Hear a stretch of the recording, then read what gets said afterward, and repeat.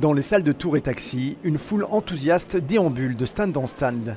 Des dizaines de fans ont enfilé leur tenue d'apparat, mais il n'est pas toujours évident pour les non-initiés de reconnaître de quel personnage il s'agit. Un gardien de la galaxie, Star-Lord. Et vous?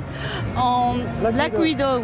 Vaughn from Final Fantasy XII. Chapelier fou. Poison Ivy. Batman. Lucky Luke. Pala.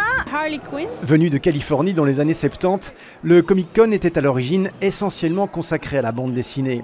Il s'est élargi au fil du temps et couvre aujourd'hui le cinéma, les séries et les jeux vidéo. Sur les stands, le public est à l'affût d'un objet, d'une affiche ou d'un autographe. C'était pas du tout ce qu'on cherchait à la base, mais voilà, on a trouvé deux autographes de catcheurs assez old school qui nous semblaient bien kitsch et du coup on les trouvait très bien pour chez nous. Qu'est-ce que vous cherchez, monsieur? Absolument rien.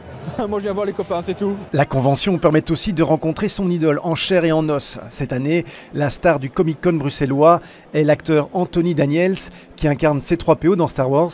Un peu plus loin, on trouve John Rhys Davies qui joue Gimli dans la trilogie du Seigneur des Anneaux.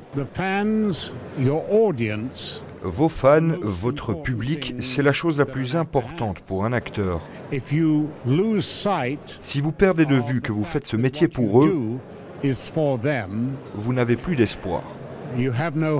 Pour cette troisième édition, les organisateurs attendent environ 25 000 personnes, une communauté toujours plus grande. La convention reprend demain, elle se clôturera à 17h.